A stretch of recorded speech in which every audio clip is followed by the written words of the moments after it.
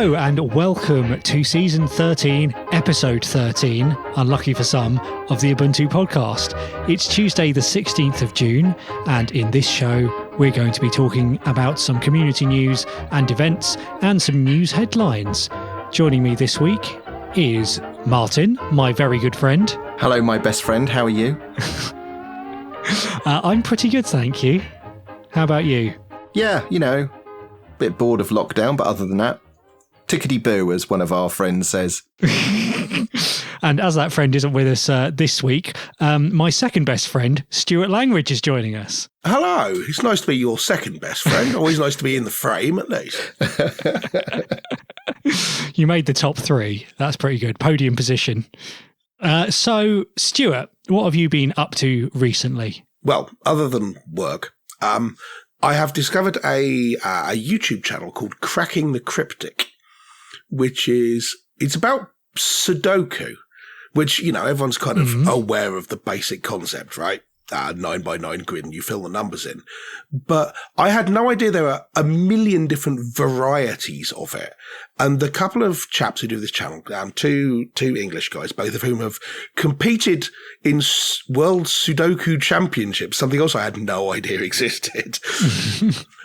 And they'll go through and solve these things live, and they've built a little web app so you can attempt to solve the same puzzles they're doing, and it's surprisingly fascinating. It's extremely soothing watching these two chaps. One of them's called Simon, who's the one I prefer. Watch him go through and go, okay, well, so that can't be a 1 and that can't be a 2, so that puts a 4 here. And I've learned all these weird Sudoku tricks, like what an X-wing is, and it's I know it's surprisingly interesting. That for some reason, its popularity blew up about a month or so ago, which is when I found out about it. And one of their videos got 3 million views or something, but they've been doing it for about 3 years.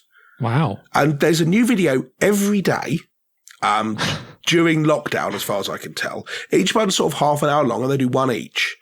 So, and they normally come out about sort of 9, 10, 11 o'clock at night, and I suspect that a whole bunch of people do what I do, which is fall asleep to it.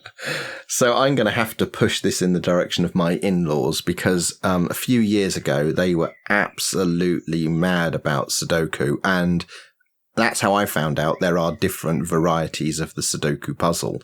And I have heard the term X-Wing before in the context of Sudoku from them. Now, we've currently been shipping them plus 1,000 piece jigsaw puzzles during lockdown in order to keep them amused.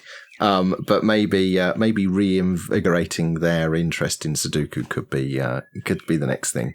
That would be great. And if someone wants to build a decent Linux desktop app for Sudoku, that would be lovely. Because the one which comes with Ubuntu or is installable from Ubuntu is kind of basic. And now that I'm a super duper Sudoku expert, having watched, about 30 of these videos, I need more from it than just what it provides. So we need center numbers and corner numbers, please, and highlighting more than one cell at once and a whole bunch of stuff. So someone sit down and write that thing, and then I will happily use it. Somebody has also suggested that, the Ubuntu printer test page. Yeah. Mm-hmm. Someone has suggested that each time you do that, it prints a Sudoku puzzle, so that piece of paper is not wasted. What a good idea. That's a really good idea. You should totally do this thing. Yeah. That was a certain Mr. Pope's idea. It's on the backlog of things for the desktop team to take on. If anyone wants to contribute something that does that, then feel free to do so. I literally now think that I might have a look at doing that if I get any spare time. It's always a good idea to drop random ideas in front of Mr. Langridge, because he usually picks them up. I get nerd sniped for all sorts of things. Popey is alarmingly guilty of doing this to me. I'm doing it by proxy on his behalf. Martin, what have you been up to recently then? I have been making images of Ubuntu MATE 2004 for the Raspberry Pi. Okay. So you sort of teased us on the last show that there might be images of for real Ubuntu coming to the Raspberry Pi. Is this another lead up to that? Yeah, I've also been making the Ubuntu ones as well. But this is sort of my initial proof of concept experimentation. Okay. Just to do a little bit of gap analysis. And it's going well. So, yes, I did tease that the Ubuntu team may be looking at bringing the Ubuntu desktop to the Raspberry Pi, and it's not a maybe. We're absolutely working on it. Cool. Well, we'll look forward to hearing more about that in due course. And with that, let's get on with the show.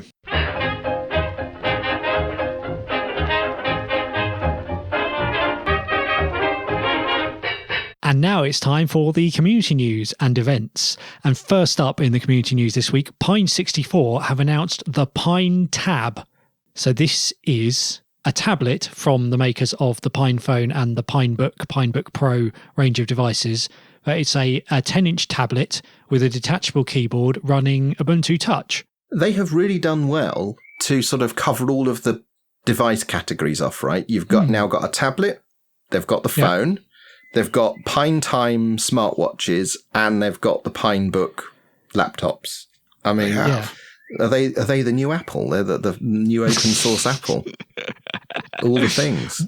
One thing that I found really intriguing about this, other than the fact that it's running Ubuntu, is that the storage, which it comes with 64 gigs of storage by default, is actually replaceable. Oh, so you can swap it out for a different card. And I saw some suggestions of different things that it supported. I couldn't find the link actually, but maybe we'll find that and put it in the show notes. But yeah, so it's actually a sort of expandable, modifiable tablet, which isn't something we tend to see. No, it's kind of a neat concept. And like you say, the Pine people are doing quite a good job. I mean, they've got a relatively niche market, but they're doing a really good job for that niche market. Yeah. Yes. And the UbiPorts project are going from strength to strength. I got a bug filed this morning against one of my Ubuntu Touch apps, which I don't even think I can build anymore. Asking for it was a thing which played ambient music so you could fall asleep to it. Oh yeah, I remember that. Yes. And someone asked if I could make the timer. The maximum you can set the timer to is 3 hours, and they asked if it could be made up to 8 hours because they have their baby fall asleep with it. Mm-hmm. And I thought, okay, that's not a hard change to make from a UI perspective, but how do I build the app and distribute it now? I'm not sure. There's a bit of software called Clickable, which uses Docker to build. I know about Clickable, yeah. Okay. This is Brian Douglas's thing. Yeah. Yes. So, yes, the point is not that I don't strictly know how, it's that I'd have to set it all up again. It's great that this is still going, in my opinion. Yeah. Martin, there's something else from Pine64 as well, isn't there?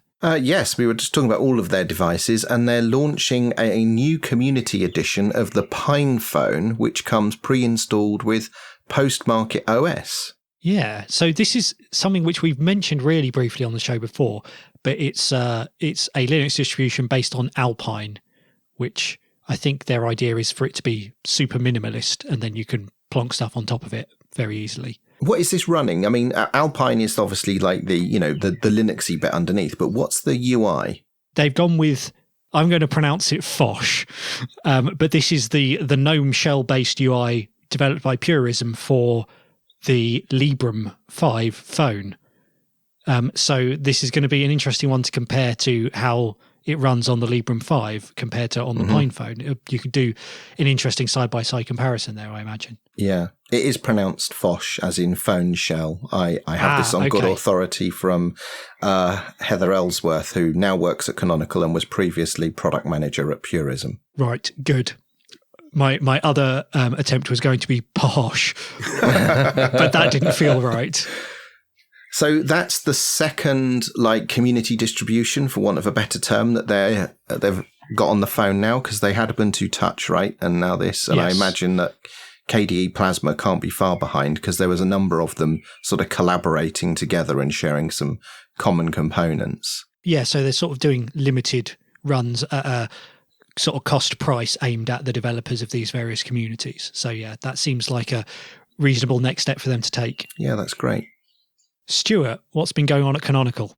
Canonical have launched what they call the Ubuntu Appliance Portfolio. Gosh, that sounds important. As far as I can tell from this, these are individual single-purpose distributions, basically. Right, okay. To build particular appliances. So there's one for Mosquito, which is the MQTT server, as made by Roger Light, friend of the show. And there's one for Nextcloud. There's one for Plex, which is the media server. There's one for AdGuard, one for is it OpenHAB or OpenHAB? I always say OpenHAB. Yeah. And then, so the idea is that you'll just be able to just bag and install this on a Raspberry Pi 3 or a Raspberry Pi 4 or one of the Intel NUCs. And it's completely self-contained. It's got everything you need. I'm not 100% sure what the difference is between having one of these things and just installing Ubuntu Core on this thing and then doing snap install Mosquito. And I suspect the answer is not a lot, but it's a nice kind of marketing thing to be able to say, just get the Mosquito appliance rather than just get Ubuntu Core and then install the snap on it. Yeah, Alan and I have had a hand in this, so I can fill in some of the questions that you have there, or some of the gaps. So the first thing is, this is an initiative a bit like the Ubuntu flavors, but for appliances. Yeah. So if you have a project or you're a member of a community and you're enthusiastic about a particular project, you can come along and be the authoritative owner, maintainer of an appliance image. Now, the other piece that's there is if you just want to make an appliance image, in this launch information, you will find the image builder, which is a website that you can go to and you can say, I want an image for a Raspberry Pi and I want to use Ubuntu Core 18 and I want these snaps in it, and it will assemble that for you and you can just download it. So unlike like being a distro maintainer like what I am for classic Ubuntu, where you have to learn all of that deep and meaningful stuff in live CD, root FS and all the rest of it. None of that anymore. You can just push button it to get started. Which sounds good for distribution, things like that. I mean, to quote Make It App, Make It App thing, don't make distros, make apps. And this seems like if you've got a snap out there, but you want to give people a one-shot way of putting it on their Raspberry Pi, rather than telling them install Ubuntu Core and then install this, it'd just be, just install this, bosh, done. Exactly. And interestingly, it looks like there's appliances for each of the things I run on my home server. So I could see myself at some point in the future replacing that with a little cluster of Raspberry Pis running these things. Oh, neat. And if you've got good ideas for appliances that could be added to the portfolio, there's links to the Ubuntu discourse where there's a category in there, and even if you're not signing up to do it, you can express your interest in appliance images, and then the advocacy team will go out and try and, find the right contacts to see if we can get them to make that happen. Oh, really? By the Lord Harry, I have ideas for this. So, I have a very specific idea, actually, of a thing I tried to build and couldn't get it to work. Which is? I wanted something where it's something like a Raspberry Pi, and you can just drop a presentation on it, an open office presentation or a PPT from PowerPoint, and then it displays it full screen. So it's kind of digital signage sort of vibe, but it's all driven off just one single presentation because they wanted something like it for my apartment building here in the foyer. Right. And so I thought, I know what I'll do. I'll get Ubuntu Core on a Raspberry Pi, and I'll have it use, Samba or something, so you can put files onto it, and then something which can render a PowerPoint. But getting Doc Viewer to work turned out to be harder than it looks. And getting, and I tried using WebKit Mir Kiosk, and that didn't work because it didn't have the GStreamer stuff for music in it, and just, So it felt like something that should be easier than it is, and this might be a good idea. Absolutely a good idea. Yeah. I'm looking forward to some more of these that are in the pipeline as well. There's some interesting stuff coming along. So, of my 23 Raspberry Pis, I will be partitioning some of them to be repurposed to use some of these. And the first candidates are the Nextcloud appliance and the AdGuard appliance. I'm looking forward to setting up AdGuard, not just using their hosted solution. Next up, I think in a previous episode, we had a brief discussion as a sort of segue in another discussion about what it takes to make a device Ubuntu certified. Canonical have actually now done a blog post about that, going into the people and processes behind getting a device and keeping it Ubuntu certified. Yeah, I put this in because, we talked about this recently, and a lot of people, mistakenly think that, when Lenovo or Dell or HP, sell a device with Ubuntu preloaded, it's just the GA release of Ubuntu that everyone downloads and installs. And it turns out it's more complicated than that. And this is a relatively short read that actually it spells out exactly what's involved and what the OEM delivery team do in order to get Ubuntu onto devices. So if you've ever wondered how it is that, Ubuntu gets onto a laptop that you can buy, in shops in some parts of the world and online in other parts of the world, then this spells it all out. It's quick read and informative. So I read with interest that Phoronix are reporting that there are new patches for GNOME Shell that improve smoothness and latency when using NVIDIA drivers on Ubuntu.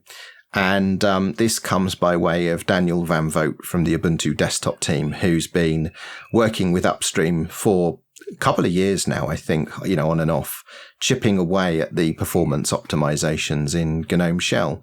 And this is quite a small patch, but it adds some frame timing in order to lower latency, but also prevent these big pauses in idle states when it's rendering the screen.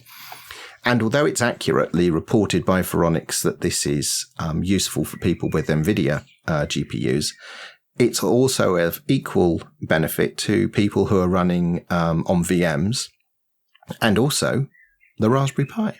Oh, cool. And finally, the Ubuntu LTS point releases are being delayed. So 2004 is already out, as we know, but 2004.1 and the new point release of 1804, which would be 1804.5, they've both been pushed back by a couple of weeks. So they've released on the 6th of August for 2004.1 and the 13th of August for 1804.5. And part of the reason that this is interesting is that 2004.1 is when people who are currently on 1804 get prompted to upgrade. So if you're running the LTS, you don't get prompted to upgrade to the new LTS when the new LTS comes out. You get prompted when the 0.1 release comes out, which gives a bunch of people time to test it in real world use before you get upgraded. Yeah. So that should now happen on the 6th of August. Yes. Apparently this delay was due to some internal requirements. Yes. Which is satisfyingly vague. It's extremely dissatisfyingly vague, but on the other hand, this is one of those things where, having seen this from the inside some years ago, I'm like, fine, the release team know what they're doing. You go ahead. If you need to delay it a bit. Great. I'd much rather have a stable LTS. Thank you very much. We sometimes hear people say, Ubuntu comes out on this regular cadence, and sometimes it comes out on that regular cadence and there's some rough edges, and people say, wouldn't it be good if you just delayed it for a bit? This is one of those, delay it for a bit because we need to get something right. Yeah. And it's interesting because I currently have an SSD winging its way to me in the post because I'm not going to upgrade my machine from 1804 to 2004. I'm going to do a fresh install. Since my machine's been upgraded from 1304. And oh my goodness. How is your machine still working? And not only was it that, it was also side graded at one point from being GNOME to being Ubuntu MATE. And so every now and again, compis crashes or the panel goes away or something. And rather than try and unpick the last 7 years of me randomly poking at stuff, I'm going to do a fresh installation. But I'm still trying to decide whether I should install I should install Ubuntu or Ubuntu MATE. So if anyone's got an opinion on that and they can get it to me before I cave in and do the installation, I'd be interested to hear it. And that includes the two of you. I like the orange edition and the green edition.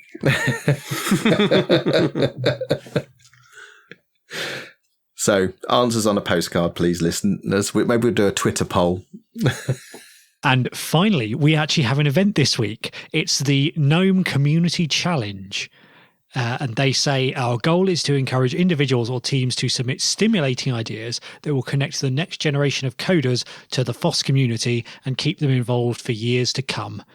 And apparently there are cash prizes involved worth up to $20,000. There are. So we'll put a link in the show notes. You can just submit your idea by the 1st of July. The way it works is when you do the first set of submissions, they pick a bunch from the first set of submissions, and each of those gets $1,000. And then if you get onto the second stage, you get a bit more money, and onto the third stage, you get a bit more still.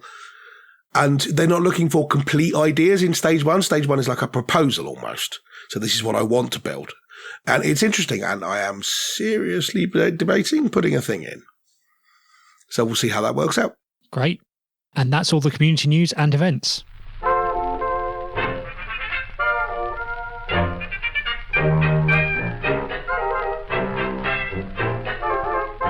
And now it's time for the news headlines. Martin, what's first up in the news this week?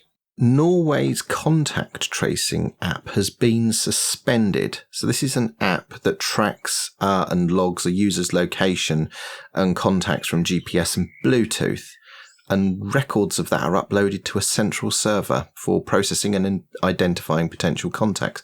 Is this for COVID, or is this just the police state gone mad? Yeah, massive overarching surveillance. Yes. Yes, it's built for COVID. Yes. Yeah.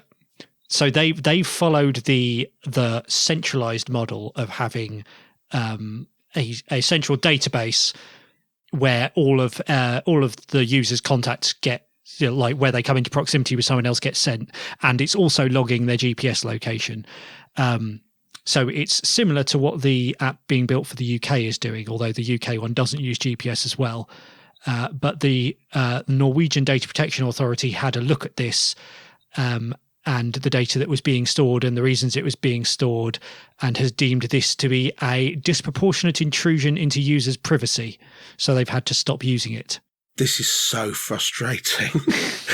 Apple and Google finally agree on a thing, which is, hey, we're going to build this into the OS so it can be part of that. It's not going to drain your battery. You're not going to have to keep the app open. We'll build it decentralized, protect everyone's privacy. And half the governments on earth went, okay, given the choice between building a great app that will actually do the job well, but us not being able to look into the data, or building an app that no one wants, that no one will install, so we can spy on all their data, we'll pick the second one. And so the Norwegians have said, actually, no, you can't do that. And so they've taken the app away. But it was getting very little uptake anyway. Yeah. And it's just, why didn't you just do it the right way to begin with? It's so, and we're not even going to talk about the UK one, goodness. Yes, it's a similar model that's used in the UK app, right? It will use a centralized model rather than the distributed, yeah. Yes. Yeah. I mean, it'll be interesting to see if the UK data protection people have a similar view. Yes, the ICO, the Information Commissioner's Office, who do this in the UK, they may have a view. I have no opinions on whether they're a bunch of toothless whiners who never actually enforce anything on anybody or not. Draw your own conclusions. But it'll be interesting to see what happens when that comes out. What's up next, Stuart? So, not injecting my own opinions. Oh, no, wait, I am going to inject my own opinions in this one as well. GitHub have decided to name the default branches for our Git repositories as main instead of master, which is driven by a wish to use inclusive language and avoid the word master, which is potentially racist, is culturally insensitive. And a bunch of other projects have done this in the past.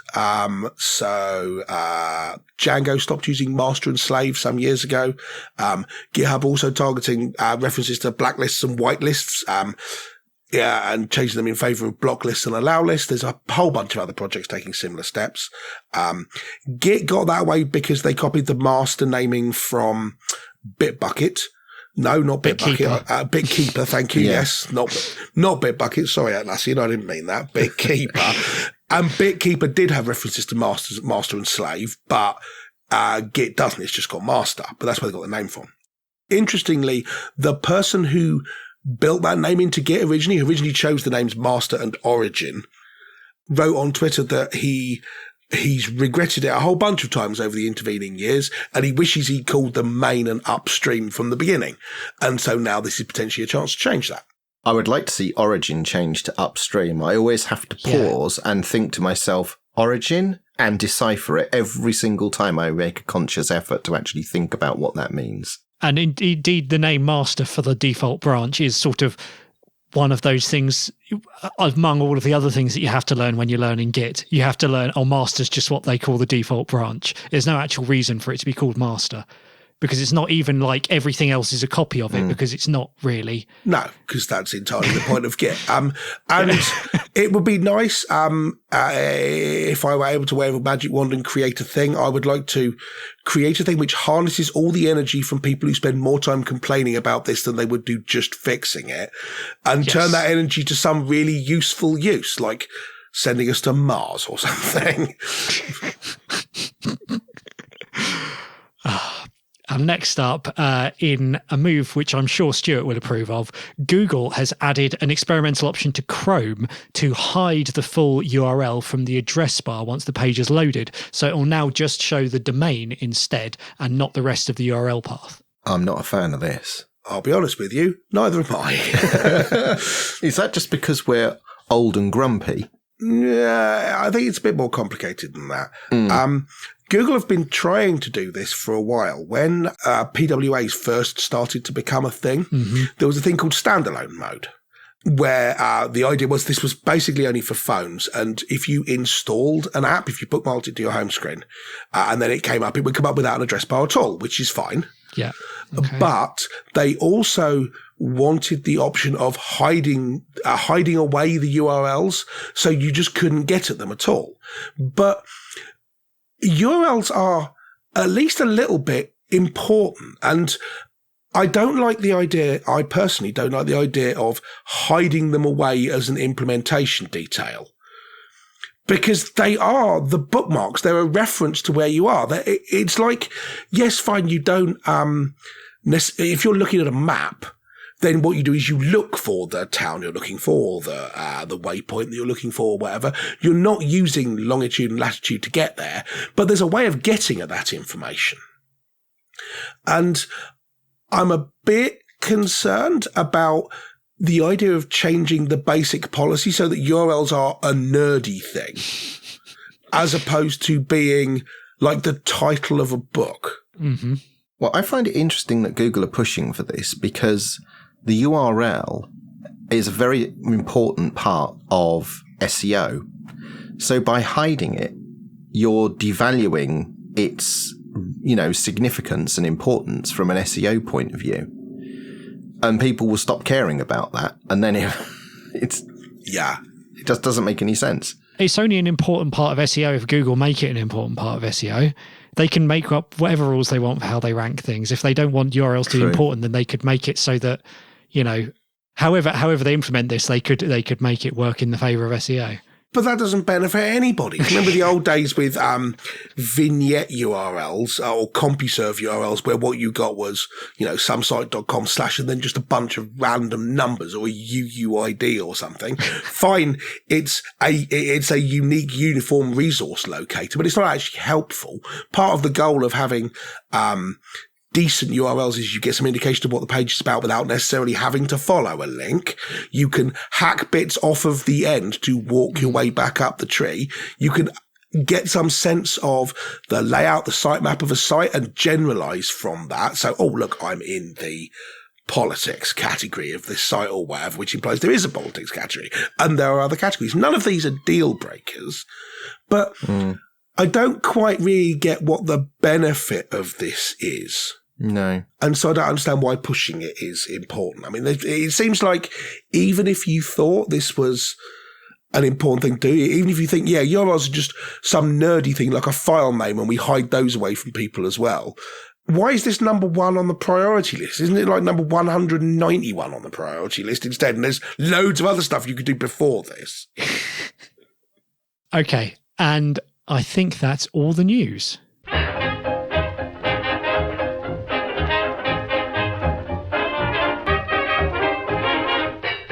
And that's all for episode 13. Thank you very much, everyone, for listening. Thank you, Stuart, for joining us. No problem. Thank you for having me.